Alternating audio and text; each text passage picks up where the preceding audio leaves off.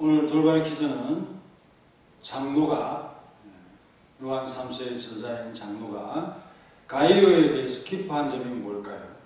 가로 안에 있는 공통으로 들어갈 단어를 찾으시면 됩니다. 한 단어가 오늘은 정답입니다. 요한 3서 1장 3절에 정답이 있는데요.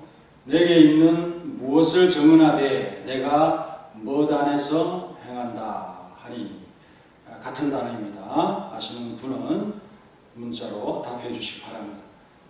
이렇게 돌발 퀴즈에 참여하는 것도 주님을 사랑하는 마음이라는 거 항상 잊지 마시고요. 이렇게 하다 보면 쌓여서 우리의 실력이 되어지고 하나님의 참 일을 위해서 우리가 어려움이 있을 때 이 말씀이 우리를 더욱 활발하게 하는 힘으로서 작용을 합니다.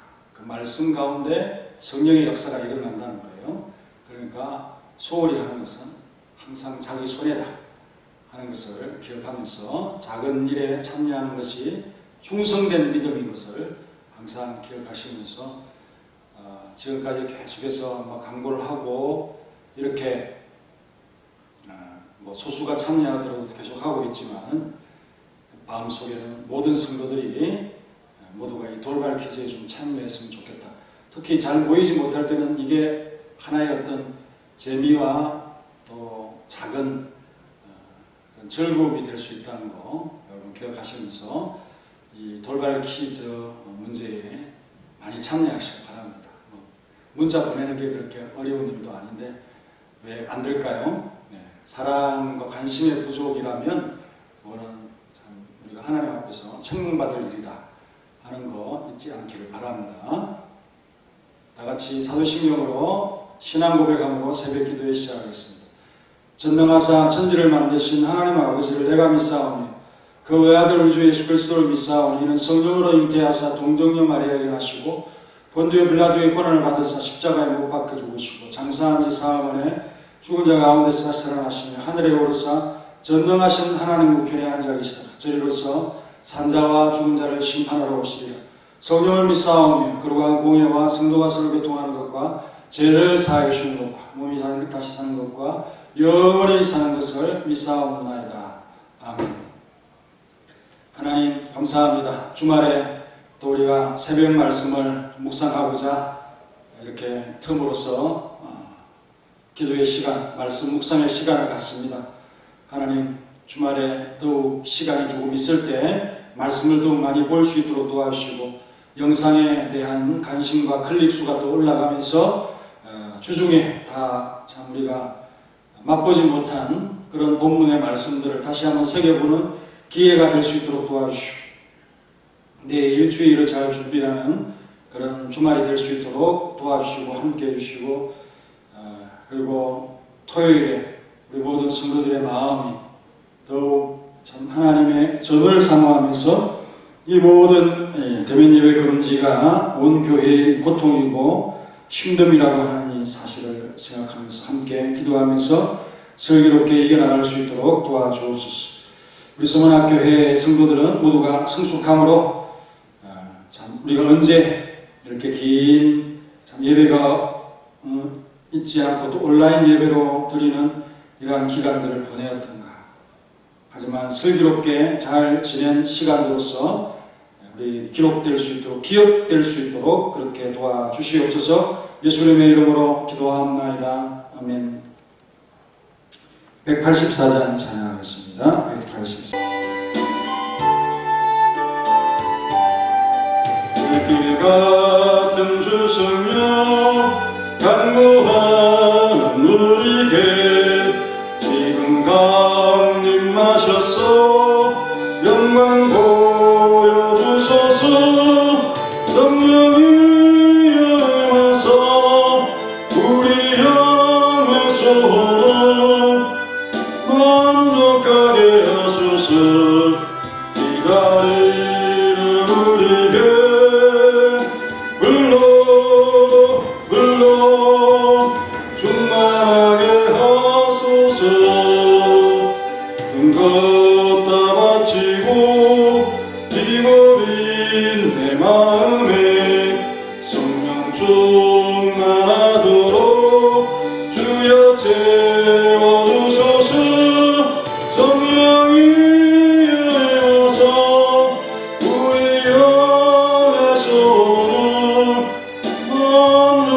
하게 하소서. 기다리는 우리에게 불러 충만하게 하소서. 구속하신 주께서 약속하신 성령을 믿고 강구하오니 지금 내려주소서. 성령이 임하사 우리 영의 소원을 만족하게 하소서. 기다리는 우리에게 불러 충만하게 하소서. 불러 충만하게 하소서. 주의 제단 불의에 이 몸과 영혼과 우리 가진 모든 것 지금 바치옵니다. 성령이 임하사 우리 영의 소원을 만족하게 하소서. 기다리는 우리에게 불러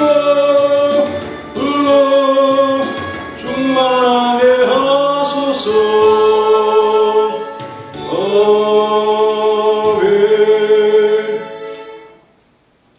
오늘은 8절 말씀입니다. 디모데 후서 1장 8절. 그러므로 너는 내가 우리 주를 정언함과 또는 주를 위하여 갇힌 자 된 나를 부끄러워하지 말고 오직 하나님의 능력을 따라 복음과 함께 고난을 받으라. 고난에 대한 두려움 그리고 하나님의 능력에 대한 강조 또 언급을 하고 있습니다. 바울은 이 디모데에게 두 가지에 대해 부끄러워하지 말 것을 당부를 하고 있습니다. 그러므로 너는 내가 우리 주를 증언함과 또 주를 위하여 갇힌 자 된 나를 이 두 가지를 부끄러워하지 말라고 했죠. 복음을 고백하는 것이 그 당시 분위기상 상당히 수치스러운 일로 여겨졌기 때문에 이러한 말씀을 하고 있는 것이 아니겠습니까? 유대인이나 이방인에게 다 환영을 받지 못할 면을 이 복음에는 가지고 있기 때문입니다. 기독신앙의 핵심이 뭡니까? 십자가에 못 박히신 그리스도가 아닙니까? 그 그리스도의 은혜와 사랑을 우리의 가장 참 중요한 신조로서 여기면서 전파를 하고 있는데요. 고린도전서 1장 23절에 보면은 우리는 십자가에 못 박힌 그리스도를 전하니 유대인에게는 꺼리는 것이요 이방인에게는 미련한 것이로되 둘 다에게 다 환영받지 못한다는 거죠. 그리고 24절에 반대로 오직 부르심을 받은 자들에게는 유대인이나 헬라인 누구든지 상관없이 그리스도는 하나님의 능력이요 지혜입니다. 하나님의 능력이요 하나님의 지혜입니다. 실제로는 능력이요 지혜인데 어리석은 자들을 만족시키지 못하고 거부당하고 다수에게 외면당하는 진리로서 전파되었다는 그런 말씀이 아니겠습니까? 고린도 지역의 무역함으로써 발전된 그런 도시 속에서 이 말씀을 생각할 수도 있고 또 그 헬라 문화와 유대 문화 속에서 이 진리를 생각해 볼 수도 있습니다. 하지만 모든 사람들에게 다수에게 외면을 당하는 그러한 현상은 오늘이나 그때나 늘 항상 있었다 하는 사실을 보면서 그렇기 때문에 그 복음을 전하는 것을 부끄러워할 수 있게 되어집니다. 모든 사람이 좋아하고 환영하면 왜 부끄러워하겠습니까? 왜 또 두려워하겠습니까? 그렇지 않으니까 그게 어렵고 또 부끄러워지는 것이죠. 유대인들의 하나님에 대한 신앙은 그리스도의 가르침을 제쳐놓고라도 십자가에 못 박힌 그리스도는 어떤 존재냐? 저주받은 자입니다. 나무에 달린 자 아니겠습니까? 저주받은 상징이지 그가 하나님이 될 수는 없는 거 아니겠어요? 그러니까 꺼린다는 거죠. 하지만 그들이 가진 구약 성경에는 그리스도에 대한 예언으로 꽉 차 있지 않습니까? 그래서 성경의 주인공을 외면하는 믿음이 없는 자들로서 타락하고 말았다 하는 씁쓸함을 그들에게서 보여주고 있는 것입니다. 그리고 이방인에게는 그들이 합리적인 사고상, 이거는 좀 받아들일 수 없는 이야기로 취급될 수가 있죠. 그렇지만 실상은 그들도 많은 신을 만들어 놓고요, 섬기는 어리석음에 빠져 있지 않습니까? 합리적이라 하는데 이 우상 숭배하는 것은 또 합리적이지 못하고 어리석다는 거죠. 그들의 신은 우상에 불과하지만은 하나님은 살아계신 분으로서 역사하시는 하나님이시다 하는 사실입니다. 요즘은 어떻습니까? 다수가 신봉하는 이 발전된 현대과학의 공약에 흔들리는 대중을 상대하면서 전파를 하고 있잖아요. 그러니까 이 복음 환경이 녹록지 않은 것은 그때나 지금이나 똑같습니다.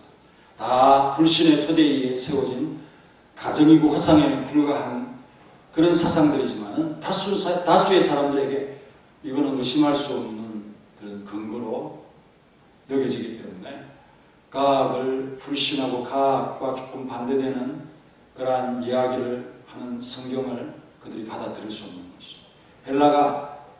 헬라인들이 그렇게 합리적으로 지혜롭게 생각하면서 십자가의 도를 미련하게 생각하는 것이나 거의 비슷한 그런 개념이라고 보면 되겠습니다. 그렇다면 요즘은 또 코로나로 사람이 모이는 것을 두려워하는 분위기 때문에 교회는 어떤 곳입니까? 모이는 곳이잖아요. 활동에 제약을 받는 환경이 이루어지고 있습니다. 전하는 이 같은 분위기 때문에 복음을 거두어 드리는 것이 바로 그것을 부끄럽게 여기는 현상인 것이라 하는 것입니다.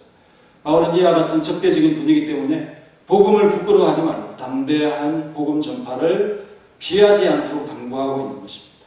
하나님의 능력으로 무장된 사람은 세상의 소유 때문에 당하지 않고 불경가는 자들이 자신을 치욕으로 덮는 것을 오히려 영예로 여기면서 그것을 담대하게 수용할 수 있는 사람이 바로 이 성령을 힘입은 자들이다 하는 것입니다. 하지만 이것은 보통 증거가 아닙니다. 우리 주를 증언함이라고 했습니다. 복음이 우리 주의 증거로 불러지는 것은 적절한 표현이죠. 왜?